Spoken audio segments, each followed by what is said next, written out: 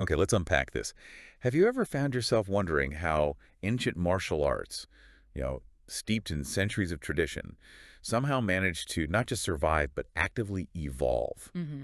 to meet the very real, often kind of brutal challenges of our modern world?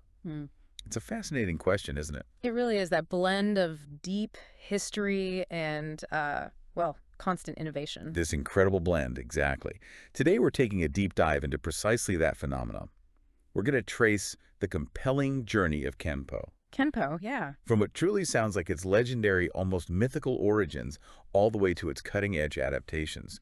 We'll be focusing specifically on a dynamic system known as Dragon Kenpo 2.0, And the community around it, too. and the powerful, expansive global community fostered by an organization called the WKKO. That's right. And to bring you this deep dive, we've meticulously pulled together a pretty robust stack of sources. We've gathered crucial insights directly from the WKKO Kenpo Kaikan International Combat Sento Karate Organization's official website. Gives a great overview of their mission, their global reach. Gotcha. Website first. Yeah. We've also delved into compelling excerpts from the new, highly anticipated book, Warrior's Path, The Epic Journey of Modern Karate, Dragon Kenpo 2.0 by Sean Armstrong. Oh, the new one. Heard about that. Big, right? Huge, 680 pages, provides a really in-depth look at the specific system, Dragon Kenpo 2.0.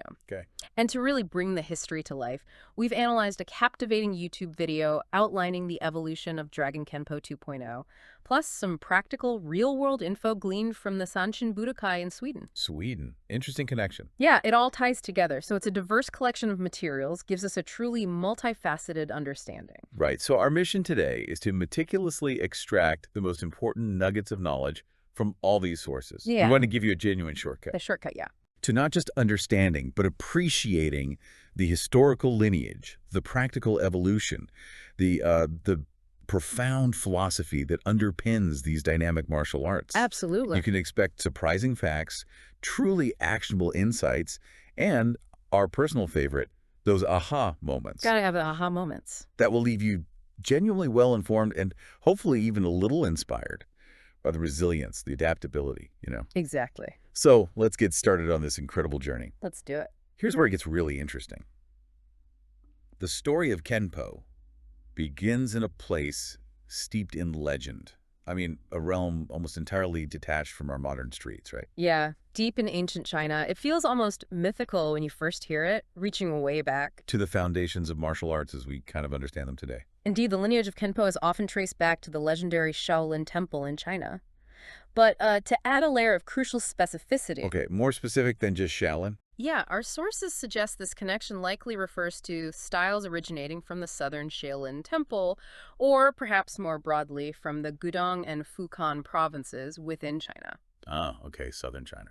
This geographical pinpointing is significant because many of the fundamental elements, the philosophical underpinnings, even the structural claims of origin seen in Kenpo today, They reflect those specific regions. strongly reflected in the martial arts that meticulously developed in these specific regions.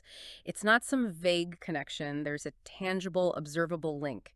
Techniques, core principles, historical narratives. So it's embedded in a very particular Chinese martial heritage. Exactly. And to connect this to the broader tapestry, many Chinese styles from these areas, sometimes called Hakka-ken, like Southern Chinese Hakka boxing generally, Like a kid. Okay. they share incredibly similar fundamental elements with Kenpo. We're talking about powerful, distinct systems like white eyebrow. White eyebrow, yeah. Known for Oh. close-in power, right? Yeah. Exactly. And Dragon style, emphasizing that sinuous movement, the flow. Southern Mantis, known for swift, deceptive hand techniques. Quick hands, yeah. And even more intricate styles like Chofurt Magar Char, complex footwork, devastating leg strikes. Wow. These aren't just names on a list, they represent distinct combat methods, unique movement approaches, sophisticated philosophies that directly shaped and influenced the earliest forms of Kenpo. So they all share common threads. Yeah. Power generation, body mechanics. Sophisticated approaches, yeah. Intricate body mechanics, principles of close quarters self-defense. The aha moment here is recognizing Kenpo isn't some isolated invention. Right. It's a magnificent mosaic built upon these profound, interconnected Chinese traditions. That makes sense. So what are these core ideas, these foundational concepts that really prove the link? Well, within these Chinese styles, there are core philosophical and structural claims of origin that resonate profoundly with Kenpo. Many claim a direct lineage to the five elders of Shaolin. Legendary figures, right? Yeah. Survived the temple destruction. Exactly. Revered grandmasters who kept the arts alive. Furthermore, you'll frequently find relations to the five families: Hong, La, Choi, Li, and Mok. 5 families, each a distinct lineage or approach? Yeah, often defined by unique stances, striking methods, or internal power generation. And of course, the iconic five animal styles. The animals. Tiger, crane. Tiger, crane, snake, leopard, and dragon each embody specific physical characteristics and fighting strategies. Tiger represents raw, crushing power, aggressive attacks. Makes sense. Crane is all about balance, evasiveness, precise strikes to vital points. Snake, fluidity, internal energy, joint manipulation. Okay. Leopard, blinding speed, powerful, sharp-edged blows. And the dragon, well, versatility, spiritual strength, the ability to adapt. So they weren't just mimicking animals. Not at all. They were comprehensive systems for developing different aspects of a fighter's abilities, influencing everything from stances to explosive striking. So you can truly see this incredible, intricate tapestry of tradition woven into Kenpo from its very inception. An art of profound depth and heritage right from the start. Absolutely. That's a truly rich tapestry of influences stretching back centuries. But this incredible heritage didn't stay confined to China, did it? No, definitely not. It embarked on an extraordinary journey, traversing continents, cultures, picking up new influences, evolving with each step, like the art itself was a traveler. That's a great way to put it. You've hit on a critical point. The migration of these arts is absolutely a central defining part of Kenpo's story. So where did it go first? Chinese boxing and other regional styles, they weren't static. They dynamically made their way from mainland China across the East China Sea to Okinawa. Okinawa. Yeah. A known martial arts melting pot. Exactly. A vibrant, unique island culture became a crucial crucible for martial arts development, blending Chinese influences with its own indigenous fighting forms. And then on to Japan. From Okinawa, these emerging styles then journeyed to mainland Japan, where they further integrated into Japanese martial traditions. This extensive movement introduced new cultural contexts, new fighting philosophies, new interpretations, slowly shaping what we'd eventually recognize as Kenpo. But the journey didn't stop there, you hinted. Nope. Eventually, these martial arts made their way across the vast Pacific, landing on American soil, specifically in the dynamic, multicultural melting pot of Hawaii. Hawaii. Okay, so who are the key players there? A key insight here is the pivotal role of specific individuals. In Hawaii, a figure named James Maitos emerged, teaching Kosho Ryu Kenpo. Maitos. Heard that name. Sort of a patriarch in the rest. Often regarded that way, yeah. Bringing a structured, traditional approach from his heritage. But then, one of Maitos's students, a man named William K.S. Chow, became a true innovator. Chow. Okay, what did he do? And here's a definite aha moment in Kenpo's evolution. Chow wasn't just a student of Maitos's Kosho Ryu Kenpo. He also possessed a deep understanding of his own family's traditional Chinese kung fu. Ah, so he had another lineage too. Exactly. He then masterfully and quite ingeniously blended Maitos's Kosho Ryu Kenpo with his traditional family style, created a powerful synergy. Wow, so he combined them. This unique synthesis, this thoughtful integration of two distinct lineages, led him to call his groundbreaking system Dragon Kenpo. Dragon Kenpo, that blending. That blending of traditions from his direct teacher and his deeply personal family heritage is a prime early example of Kenpo's inherent adaptability. It's almost genetic capacity to incorporate diverse roots. So it showed right from the start an openness to integrating effective elements. Precisely, no matter their origin, setting the stage for even more profound future evolution and diversification. That blending, that synthesis, really does reveal Kenpo's core identity. It highlights how a martial art isn't static, but dynamic, living. Absolutely. And the aha moment. Yeah. This adaptability wasn't accidental, emerging later. It was baked into Kenpo's DNA from the beginning, with Chow. Right there at the start. A foundational openness, a willingness to integrate what works, vital for its future. You've given us a fantastic look at those deep roots. From Hawaii, this evolving art truly started to branch out, didn't it? Taking on new forms, new philosophies, especially moving into the broader American context.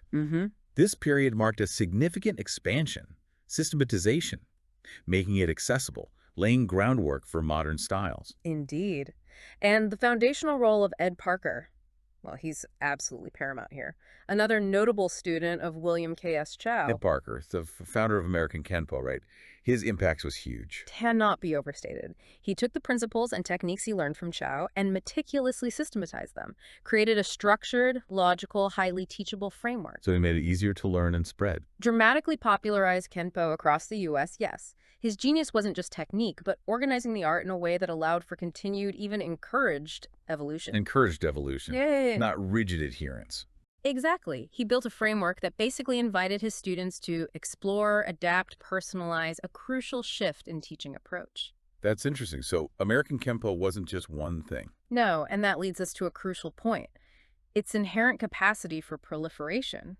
Ed Parker's system became remarkably fertile ground for variations.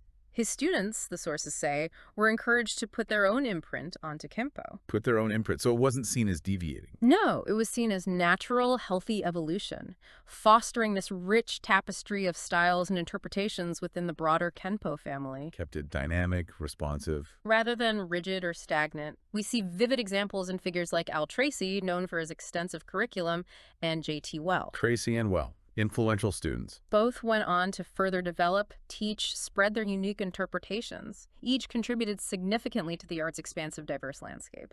Solidified Kenpo's reputation as highly adaptable, continually refining. So it sounds like Parker created a robust framework designed to be built upon, not just replicated. Empowered his students to be innovators. That's a powerful legacy. It really is. Our deep dive now brings us to the specific origins of Dragon Kenpo, a system built on these strong foundations, but with its own distinct vision, right? A clear, pragmatic purpose. Precisely. To understand Dragon Kenpo, we need to trace its direct lineage. That continuous thread. Ed Hutchison learned Kenpo from J.T. Well. From J.T. Well, okay, who we just mentioned, studied under Parker and Tracy. Exactly. You can see that direct line. Tao, Parker, Tracy, well, then Hutchison. Ed Hutchison took this formidable body of knowledge and meticulously organized what became Dragon Kenpo. And its defining characteristic. As the sources strongly highlight, it's a streamlined self-defense art, not just a casual descriptor. It speaks to a very specific, practical goal. Streamlined, meaning efficient for real confrontations. Efficacy in real-world confrontations, yes, that's the urgent goal. So what exactly makes it streamlined? How does it achieve that efficiency? Well, it naturally integrates the core aspects of Kenpo passed-down principles of motion, leverage, striking. But crucially, it also includes and synthesizes elements from other highly effective martial arts. Other arts, like what? We're talking arts like Jeet Kune, the source calls it Jundo sometimes. Bruce Lee's philosophy. Right. Adaptability, directness. Right. It also incorporates Kali, the Filipino art known for weapon-based fighting, practical self-defense. Oh, yeah. Sticks and knives. And even Thai boxing, celebrated for its powerful striking. Knees, elbows. Muay Thai. Okay, so it wasn't just mixing styles randomly. Not at all. The fundamental why behind this integration is key. It was specifically designed to fit a simple, direct, and efficient street fighting goal. Ah, the street fighting goal. Practical, no frills. Exactly. This reveals that crucial pragmatic shift. The focus is relentlessly on what works in a real encounter, stripping away anything deemed extraneous or overly complex. So immediate, effective application. Maximum efficiency, minimal wasted motion, getting straight to the heart of self-preservation. That's a powerful insight. That constant refinement, distilling the art to be as potent and applicable as possible. So for someone looking for real-world self-defense, Dragon Kenpo sounds focused on immediate efficacy. Very much so. Ready for what's truly out there. This relentless journey of adaptation didn't stop with Dragon Kenpo, though. The world, as we all know, changed dramatically. Definitely. And the art needed to change with it, evolving to meet new, often more pressing, severe challenges. Here's where we meet Sean Armstrong. Sean Armstrong, yeah. The visionary, the driving force behind the next major evolution, Dragon Kenpo 2.0. What's truly fascinating here is how one person, through this extraordinary combination of dedication, analysis, and real-world practical experience, can profoundly shape and update a martial art. Keep it relevant. So Armstrong saw a need for an update. Keenly recognized an urgent need. He was initially a third-degree black belt in Dragon Kenpo. This crucial evolution, Dragon Kenpo 2.0, officially occurred in 2008. 2008, and the critical why. What drove this update? This is what makes it so incredibly relevant to our, well, often perilous modern world. It was developed explicitly to address the evolving threats faced by today's martial artists. Evolving threats. Like, what specifically? Specifically, the sources starkly cite the rise of mass shootings and stabbings as primary motivators. Wow. Okay, so direct response to very modern, very severe dangers. Immediately establishes the practical, even life or death relevance for you, the listener. This isn't just traditional dojo combat anymore. It's evolving to counter real contemporary dangers. Exactly. And Armstrong wasn't just theorizing from an armchair. His extensive and incredibly diverse background provided an exceptionally strong pragmatic foundation. What kind of background? He brought his deep knowledge of traditional Kenpo, his experience in Taekwondo powerful kicks, and his understanding of Aikido joint locks throws. So a solid martial arts base. But crucially, and this is a significant differentiator, he also integrated his military hand-to-hand combat training. Military training from where? Derived from over 2 decades of dedicated service in the U.S. Army. 20 years in the Army. This isn't just dojo-tested theory. This is battle-tested, real-world, high-stress, combat-proven experience being directly folded into the art. That adds a whole other layer of credibility, doesn't it? Undeniable credibility, practicality, and an acute understanding of survival in extreme conditions. This blend of traditional martial wisdom and modern combat application is truly unique to Dragon Kenpo 2.0. That's a powerful, maybe even sobering combination. So given these new serious threats, how exactly does Dragon Kenpo 2.0 move beyond purely unarmed combat? It sounds like a much more comprehensive approach. It absolutely does. This is where DK 2.0 makes some of its most striking innovations. Armstrong expanded the system to be more modern in its approach to deal with these threats. He understood unarmed combat alone isn't always enough. Okay, so what did he add? A significant and frankly stark innovation is the explicit inclusion of training with weapons such as knives. Knife defense and offense training. And crucially, improvised weapons such as books, pens, pretty much everyday items. Improvised weapons using whatever's at hand. Exactly. A stark, practical shift acknowledging modern reality. An attacker might be armed, you might not have a traditional weapon. The idea is understanding how these seemingly innocuous items, Like a pen. a book, whatever, when used with proper technique, intent, anatomical understanding, can become force multiplier. Force multipliers, meaning they increase your defensive capability. Dramatically increase capability, even lethality in a life and death situation where you might be outmatched. A simple pen becomes a precise tool for vulnerable points. A rolled magazine, a cell phone, amplify strikes, create distance. Makes sense, turning everyday objects into assets. However, while these new, sometimes uncomfortable elements were added, Dragon Kenpo 2.0 still firmly retains the fundamental principles of Kenpo: force generation, suppleness, and speed. So it keeps the core Kenpo engine. Absolutely. How to generate explosive power, move fluidly, react with blinding speed. Those principles remain central. It's not abandoning its roots, but building upon them practically. Okay. And beyond the physical, is there an ethical framework? Yes, very much so. Armstrong's personal code profoundly permeates the system. Values like loyalty, duty, respect, selfless service, honor, integrity, and personal courage. The Army values, essentially. Deeply ingrained values, yeah. Not just abstract words. They form the ethical framework, ensuring power is wielded responsibly. Which raises a question for the listener. What's the philosophical core? Yeah. It's powerfully encapsulated in the metaphor of training the sheepdogs to fend off the wolves and protect the flock. The sheepdog metaphor. I've heard that. It means training capable, ethical individuals not just to defend themselves, but to courageously defend others who are vulnerable, embodying a protective, selfless mindset. Being a guardian, not just a fighter. Exactly. Not pure aggression. That sheepdog idea is powerful. Shifting focus from self-preservation to protection. But how does Armstrong integrate that ethical framework, that loyalty, selfless service, into the physical training itself? How do you train a mindset? And how has he made this knowledge accessible? That's a critical distinction, and it's addressed directly. Armstrong has meticulously codified much of this knowledge, technical and philosophical, in his new book, Warrior's Path. The book we mentioned earlier. Right. Set for publication May 4, 2025. 680 pages. An extraordinarily comprehensive resource. And accessible, you said. What's particularly noteworthy for accessibility is its reading age of 18 years. A deliberate effort to make complex information understandable to a broad audience, fostering the next generation. That's smart. So what's in the book, structure-wise? How does it connect training and values? Well, the structure really reinforces the holistic nature of DK 2.0. It covers foundations, delves into historical context, explains principles of power, but it goes way beyond mechanics. It explores conflict resolution, including vital non-lethal verbal techniques, de-escalation before things get physical. Crucial. A significant section is on mental preparedness, concepts like mushin, the art of no mind, or empty mind. Mushin, acting intuitively under stress. Exactly. Spontaneous action without conscious thought interfering, vital for real combat.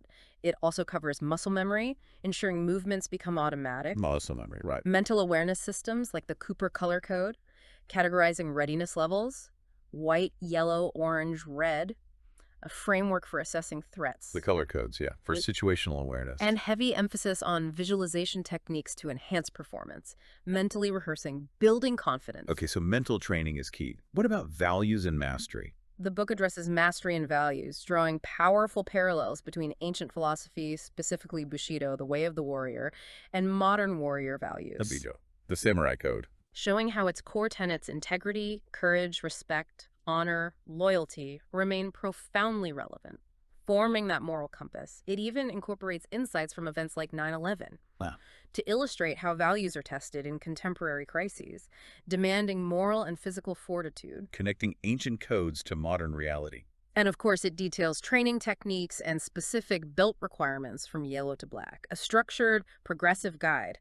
But it's clear the system isn't just physical fighting, it's developing the whole person, mind, body, spirit to be a protector. A living lineage, too. You mentioned promotions. Absolutely. Sean Armstrong himself was promoted to 4th degree black belt, Yondan, in 2024, master level. And he subsequently promoted his student, Tommy Peterson, to 3rd degree in 2025. So it's active, growing. Demonstrates a vibrant, active line of transmission growth, ongoing commitment within the Dragon Kenpo 2.0 community. So we've traced this remarkable evolution, Kenpo to Dragon Kenpo 2.0.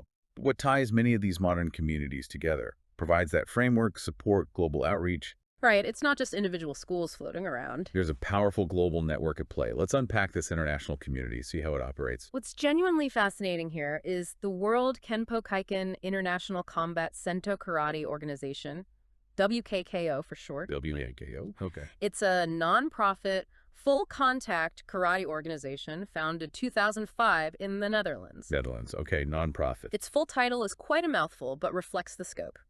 WKKO Kenpo Kaiken International Combat Sento Karate Organization, International Kyokushin Budokaikan. Wow. Okay, WKKO is easier. What's their core mission? The key takeaway is its mission and structure emphatically not driven by profit, but by a higher philosophical purpose to serve the community. Which is? The core mission is profound, promoting a personal commitment to constant, unending self-improvement. Unending self-improvement, not just physical. No, holistic, physical health, mental well-being, emotional strength, personal integrity, community responsibility, all pursued through rigorous full-contact karate study. Okay, that's ambitious. How do they achieve that globally? They meticulously foster growth through a network. National and international classes, intensive workshops, seminars, challenging tournaments. Bringing people together. The design is critical, specifically crafted to create an atmosphere of cooperation, mutual respect, shared learning, bringing the global community closer. Cooperation, not just competition. Absolutely central. They actively encourage alliances among practitioners, organizations, and enthusiastically welcome others. And what's remarkable is their radical inclusivity. How so? WKKO maintains an open-door policy, warmly welcoming all martial artists and all Karate Kenpo Jiu-Jitsu practitioners, organizations, federations, and associations. All styles welcome. Ensures a wide, cross-pollinating exchange of ideas, techniques, mutual support across diverse traditions. That's incredibly ambitious and inclusive, connecting people on a fundamental level. What's striking is the sheer scale you mentioned, a worldwide community. It really is. Makes you realize how global these networks have become, transcending borders. How big are we talking? The global footprint is genuinely impressive. Sources confirm WKKO operates regional, national, and international in over 64 countries. 64 countries. That's massive. Illustrates the universal appeal. To give you a concrete sense, from the Netherlands, across Europe, Germany, Sweden, Portugal, Ukraine, Poland, Italy, France, Ireland, Great Britain, Okay, big in Europe. Asia, Japan, Iran, Kyrgyzstan, Kuwait, UAE, Uzbekistan, Jordan, Pakistan, China, Nepal, Philippines, Iraq, Malaysia, Oman, Bahrain, Kurdistan, Sri Lanka. Wow. Middle East, Asia. Americas, USA, Canada, Brazil, Colombia, Argentina, Cuba, Africa, Ethiopia, Morocco, Nigeria, Congo, Madagascar, Egypt, Tunisia. Truly global. Speaks to the resonance of the principles. Demonstrates that pursuit of self-improvement, community building knows no geographical bounds. And you mentioned a unique membership model. Yeah, what further distinguishes WKKO, quite progressive in the martial arts world, is its explicit policy. There are no memberships fees and no rank sale activities. No membership fees, no paying for rank. Yeah. That is different. Profoundly significant point. Digital certificates for rank advancements are provided entirely free, emphasizing integrity of skill over financial transaction. So recognition is free. The core recognition, yes. Physical patches, if members want them for uniforms, are available for purchase, but the achievement itself isn't bought. Focus on development, community, not commercializing rank. Strongly underscores that focus, merit, and shared purpose. This sounds like a remarkably powerful unifying force, Yeah. connecting diverse styles under a shared ethical mission. So how do specific styles like Dragon Kenpo 2.0 fit into this larger picture? Excellent question. It illustrates the integrated nature of this ecosystem. WKKO isn't limited to one style. It explicitly encompasses and supports various systems. A broad platform for full-contact karate. Like what systems? Sources state it operates in systems like Kenpo-kai karate, Ashigaru-ryu, Shidokan karate, kickboxing, Senta karate, Kyokushinkai karate, Jiu-jitsu, and Kenpo, all under the umbrella of the PKKS Progressive Kenpo Karate System, Sento Karate. So it supports a wide range of traditions, fosters collaboration. A deliberate, conscious effort. And to bring it back to our earlier discussion, the Dragon Kenpo 2.0 Academy is indeed proudly affiliated with WKKO. So DK 2.0 is part of this network. Explicitly mentioned with the example of the WKKO Dragon Kenpo 2.0 Academy Dojo Brazil, highlights that vital connection in practice, extends DK 2.0's reach through WKKO's global network. Provide standards, cooperation, promotion. Exactly. And to give an even more concrete, multi-layered example, Sanshin Budokai in Uppsala, Sweden. The Swedish connection again? They're a proud, active member of WKKO. Their head instructor, Tommy Peterson, Sean Armstrong student, remember? Right, who just got promoted. He serves as the official representative of WKKO Sweden, demonstrates the tangible links ensuring quality and consistency. Okay. What's even more interesting about Sanshin Budokai is its multiple layers of recognition, showcasing this interconnected world. Beyond WKKO, it's also recognized by Kenpo Fighting Systems, Another organization. founded by Bernie Gorak II, a 9th-degree black belt, for its adherence to American Kenpo karate tradition. And crucially, it's explicitly recognized as an approved institution for teaching Kenpo karate, according to Dragon Kenpo Karate 2.0 Academy's principles and standards. So multiple affiliations. WKKO, Kenpo Fighting Systems, and Dragon Kenpo 2.0 itself. Exactly. This strong network highlights a deeply interconnected community. Schools maintain distinct lineages while benefiting from the support, standards, and reach of larger orgs like WKKO. A collaborative spirit in pursuing excellence. And continuous evolution. This is truly a sophisticated, interconnected ecosystem. But beyond the techniques, the global organizations, the physical training, there's that powerful, often profound philosophy at the heart of it all. It's not just about learning to fight, is it?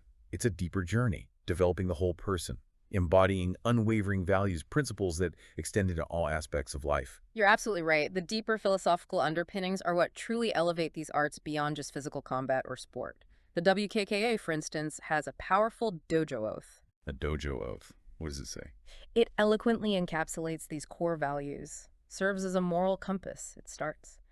We are grateful for having been given body and mind, and through Kenpo Kaikan, we strive toward their unification. Body and mind unification, a holistic approach right away. Emphasizes that integration. True strength from harmony between physical and mental, not just brute prowess, intelligent, mindful action, a complete sense of self. Okay, what else? It continues, outlining social responsibility. Through Kenpo Kaikan Karate, we aim to contribute to society. Contribute to society, not just personal gain. Using one's developed capabilities, strength, discipline for the greater good.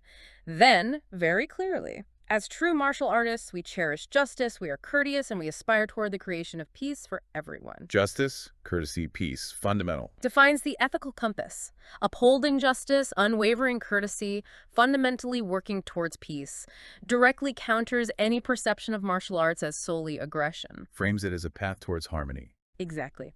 And finally, it concludes with personal practice and communal support. We train physically and nurture our minds. We forge good relationships with each other and help each other as we work to pursue the path of karate. Training body and mind, supporting each other. Beautifully encapsulates the daily discipline, rigorous training, constant mental cultivation, and critically emphasizes community's strong, respectful relationships, mutual support on that demanding, lifelong path of karate. It really articulates a comprehensive vision, doesn't it? Holistic development, personal integrity, community responsibility. Universal values transcending technique, a guiding philosophy for life. That dojo oath really brings home the idea of martial arts as a transformative journey, which raises an important question. How do these timeless values translate into the rigorous pursuit of mastery in a very modern, pragmatic system like Dragon Kenpo 2.0, especially training for real-world threats? Right, it's one thing to have values, another to integrate them into high-stakes training. Exactly. That's a crucial point, and Sean Armstrong's Warrior's Path book provides significant detail here, effectively bridging ancient philosophy with modern application. The book focuses heavily on navigating through the complexities of mastery. Not just collecting belts. No, it's about deep foundational principles and, importantly, dispelling myths surrounding black belts, grounding mastery in reality, consistent hard work, continuous learning, unwavering commitment. The black belt is a milestone, not the end. The true master is always a perpetual student, and the book draws compelling parallels between martial arts philosophy, Bushido, and modern warrior values. Bushido again. How does that connect? Armstrong meticulously shows how its core tenets, integrity, courage, compassion, respect, honesty, honor, loyalty, remain profoundly relevant for today's martial artist, an indispensable moral compass. Still applicable today? He even incorporates insights from historical events like 9/11, using these real extreme examples to illustrate how values are tested and applied in the most demanding circumstances. Shows how principles manifest under pressure. Not just theory. Understanding how timeless principles are upheld in contemporary challenges, demanding profound moral and physical fortitude. And this integrates into mental preparedness in DK 2.0. Directly. Mental preparedness is paramount. The mind is as crucial as the body. The book details key psychological concepts and techniques, like mushin, No mind. Yeah. Mental clarity. Fluidity under pressure. allowing intuitive, effective decision-making without conscious thought interfering, responding purely out of trained instinct, vital for real combat. Also, deep understanding of muscle memory, Making movements automatic. reliable under duress, executing without conscious effort, and mental awareness systems like the Cooper Color Code White, yellow, orange, red. Assessing threats. provides that practical mental framework. And finally, heavy emphasis on visualization techniques to enhance performance, mentally rehearsing, refining responses, building confidence. Visualizing success, basically. What's fascinating is how the structured training in the book supports this. It covers practical methods, stances, blocks, punches, kicks, but always emphasizes warm-ups, hand safety. Practicalities for long-term training. Crucial details. And the book provides specific training requirements for each belt level, yellow to black. A structured guide aiming to achieve mastery. So the physical path reinforces the mental and ethical. Exactly. Ensures training isn't just rote memorization, but a disciplined path developing character, mental resilience, solidifying that ethical framework, all guided by the dojo oath values, Bushido principles, building a capable, ethical, fully integrated individual. Inside and out. Hashtag tag tag outro over. So we've traveled a truly epic journey today, from the ancient legendary roots of Kenpo and Shaolin, I'm back. tracing its path across continents to Hawaii, then witnessing its modern tactical evolution in Dragon Kenpo 2.0. Quite the evolution. We've seen how these arts are not just about physical self-defense, but are deeply intertwined with a profound living philosophy. All happening and thriving within the context of a vibrant, truly global community like the WKKO, connecting practitioners worldwide. Under that shared banner of self-improvement responsibility. What's truly profound here is how martial arts isn't just a collection of techniques, is it? It's a living, breathing system. Continuous adaptation, relentless personal growth, a deeply held set of values transcending time and culture. You've seen how organizations like WKKO foster this global learning cooperation, breaking down barriers, creating that tapestry of shared purpose, Right. and how visionary leaders like Sean Armstrong ensure these arts remain relevant, effective for modern self-defense, responding to evolving threats. While honoring the timeless That principles. warrior code, it's a powerful, inspiring combination: tradition, innovation, unwavering ethical commitment. It truly is. This deep dive has shown us the path of the warrior is not static, but dynamic, evolving. So, given the continuous evolution of threats, the ever-changing world, how do you think future generations will adapt and redefine this path of the warrior while still upholding its timeless values? What new skills or mindsets might become essential in an even more uncertain future? That's a big question. Something to think about. We encourage you to consider these profound questions in your own lives and learning journeys. Thanks for joining us on this deep dive.